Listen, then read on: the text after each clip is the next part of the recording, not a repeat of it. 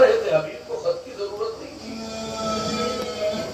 ادھر مسلم ابن اوسجہ بھی تیار ہو گئے کہ ہم بھی چلیں گے نصرت کے، پر لیکن کوفے کے حالات یہ تھے، کوئی ظاہر نہیں کر سکتا تھا کہ میں نصرت حسین کے لیے جا رہا ہوں۔ آپ دیکھیں کتنا سخت ماحول ہے، پورا کوفہ ابن زیاد کے قبضے میں تھا۔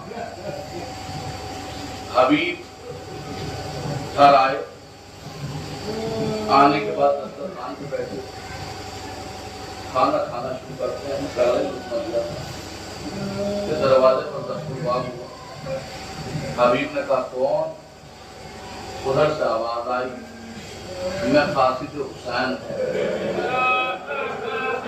حبیب نے کھانا چھوڑا، دروازے کی سمت دوڑے، جا کر اس سے کہا بھائی بتا کہ میں حسین کا قاصد ہوں، حسین نے یہ خط بھیجا۔ حبیب نے جیسے ہی خط دیکھا، حبیب نے پہلے خط کو آنکھوں سے لگایا، پھر خط کا بوسہ لیا، بوسہ لینے کے بعد ایک مرتبہ خط کو پڑھا، اور خط کو پڑھنے کے بعد حبیب زمین پر بیٹھ گئے، اور بیٹھنے کے بعد جیسے جملہ پڑھا یا حبیب یا حبیب، حبیب نے 3 مرتبہ کہا اللہ اکبر اللہ اکبر اللہ اکبر۔ ارے کیا وقت آ گیا آل محمد پر کہ حبیب کو کہا جا رہا ہے حبیب جو دیر نہ کرنا۔ ارے تاریخ بتاتی ہے کہ حبیب نے اپنی زوجہ سے پوچھا کہ یہ بتاؤ کیا کیا جائے، کیونکہ میرے بعد ورنہ تمہارا کیا ہوگا، کیا کیا جائے کیا نہ کیا جائے۔ عزیز تاریخ بتاتی ہے کہ اس کی دن کی زوجہ نے ان کو جواب دیا کہ ایسا کرو حبیب، یہ چوڑیاں لو تم لے کر پہن کر اسے گھر میں بیٹھ جاؤ، اور اپنی تلوار مجھے دونوں نصرت حسین کے لیے۔ ایک مرتبہ حبیب نے کہا تجھے مولا سلامت رکھے، میں تیرا امتحان لینا چاہ رہا تھا کہ تو راضی ہو یا نہیں ہے، تو بھی خیر محب اہل بیت۔ آپ دیکھ رہے کوفے کے کیا حالات ہیں، شوہر کو بیوی کے بارے میں نہیں پتا، بیوی کو شوہر کے بارے میں، یہ ہے کوفہ کہ تو بھی محب اہل بیت نکلے۔ تاریخ بتاتی ہے، تاریخ بتاتی ہے کہ حبیب نے کہ کوفے کے حالات ٹھیک نہیں ہیں، حبیب نے اپنے غلام کو گھوڑا دے کر اور تلوار دے کر کہا کہ جا فرات کے کنارے ملنا کوفے سے باہر، میں آ جاؤں گا اور پھر وہیں سے نکل چلیں گے کربلا کی سمت۔ تاریخ بتاتی ہے کہ تھوڑا حبیب کو جانے میں دیر ہو گئی، جیسے دیر ہوئی تو کیا دیکھا، حبیب کیا دیکھتے ہیں کہ غلام رہوار کی آنکھوں سے آنسو بہ رہے ہیں، اور غلام کہہ رہا ہے کہ تم رو مت، اگر میرا آقا نہیں آتا ہے تو میں نصرت حسین کے لیے جاؤں گا۔ ارے حبیب نے یہ دیکھ کر سر و سینہ پیٹ لیا، اللہ اکبر۔ ارے ایسا کیا وقت آ گیا کہ جانوروں کے اندر بھی اتنی ہمدردی، اور غلام بھی نصرت حسین کے لیے آمادہ ہے۔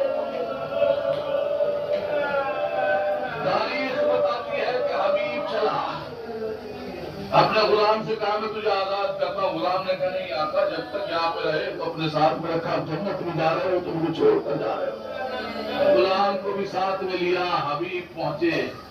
جیسے حبیب پہنچے، شب عاشور ہے، حبیب تک پہنچے ہیں، ایک مرتبہ حسین کی ہمتوں میں اضافہ ہوا، بچپن کا دوست آ گیا، بچپن کا دوست آ گیا۔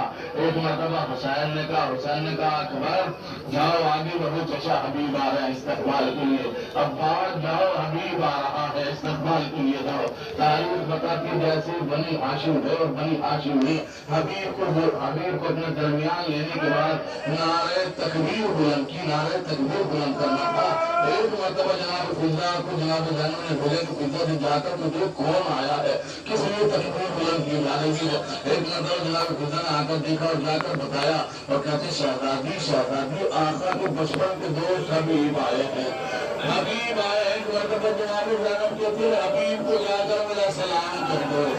ارے ایک مرتبہ جناب فضا نے آ کر کہا ہے حبیب تمہیں علی کی بڑی بیٹی سلام کہہ رہی ہے۔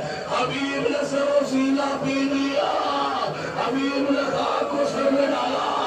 علی نے بس میرے مسائل مکمل کر دیے، آپ نے کلیا کر لیا، بس ایک منٹ بس میرے مسائل پڑھنا تھی، بس میرے مسائل مکمل کر دیے۔